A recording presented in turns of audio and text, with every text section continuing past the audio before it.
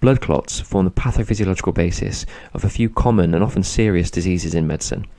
These include myocardial infarction, ischemic stroke, critical limb ischemia, deep vein thrombosis, and pulmonary embolism, to name a few. A blood clot can be accurately referred to as either a thrombus or a thromboembolism.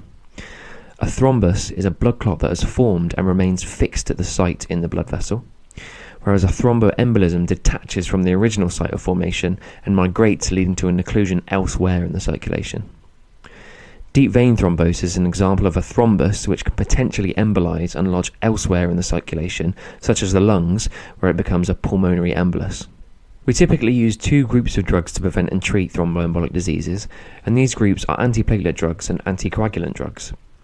Antiplatelets include drugs such as aspirin and clopidogrel, whereas anticoagulants include three main subgroups, which are warfarin, heparins, and non-vitamin K oral antagonists such as apixaban, rivaroxaban, and dabigatran.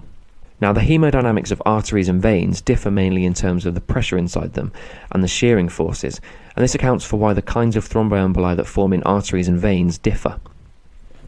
Typically, thrombi which form in arteries are made up largely of platelets and are referred to histologically as white thrombi. In arteries, these thrombi typically form on the surface of atherosclerotic plaques, and this is referred to as atherothrombotic disease. Atherosclerotic plaques don't really occur in veins because of the low pressure, and so the major factor in venous thrombosis is simply stagnation of blood, or venous stasis. And we know this because it makes up part of Virchow's triad of thrombosis. In veins, then, the thrombus is not made largely of platelets, but instead usually consists of a fibrin mesh compacted with red blood cells, and so it is histologically described as a red thrombus. Because these two types of thrombi are composed of largely different materials, the drugs we use to treat them differ. MI, ischemic stroke, and peripheral arterial disease are examples of atherothrombotic disease, and so the clots that cause these diseases are made up mainly of platelets, and so antiplatelets have found to be the most effective treatment in preventing these diseases. In DVT and PE, however, anticoagulants are found to be more effective, because anticoagulants inhibit aspects of the clotting cascade, and the clotting cascade results in the production of fibrin, which is the main component of these clots. It is important to note that stroke prevention is one anomaly to this rule, in that we prevent stroke using both antiplatelets and anticoagulants, depending on the cause. This is because strokes can be caused by atherothrombosis in the cerebral arteries, or be caused by emboli that form elsewhere in the body and end up in the cerebral arteries, leading to occlusion, ischemia, and stroke. The most common cause of embolic stroke is atrial fibrillation, where blood in the atria becomes stagnant, leading to thrombus formation. If this thrombus destabilizes and embolizes, it can be forced by the heart up into the cerebral arteries, leading to stroke. So in patients with atrial fibrillation, we use anticoagulants because the main reason for clotting in these patients is again due to the stasis of blood, rather than atherothrombotic disease. So how does clopidogrel act as an antiplatelet?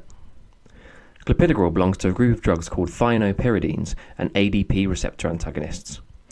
Other examples of these include ticagrelor and prasugrel. When the lining of a blood vessel is damaged, this exposes collagen and von Willebrand factor, which causes circulating platelets to rush to the site of damage and bind. This binding causes activation of the platelet, which involves a change in shape and a release of granules containing chemicals, one of which is ADP, or adenosine diphosphate.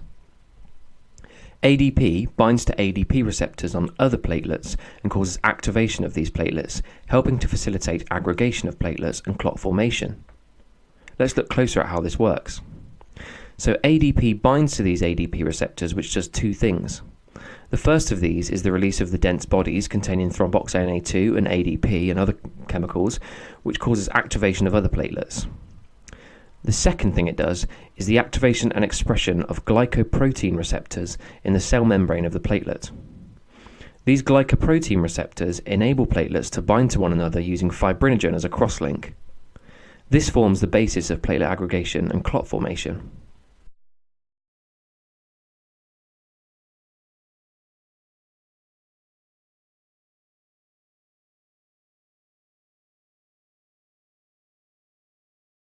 Clopidogrel is a prodrug, so first it gets converted into its active form in the liver. The active metabolite then blocks the ADP receptor, preventing the binding of ADP. Ultimately, this leads to reduced platelet aggregation and clot formation.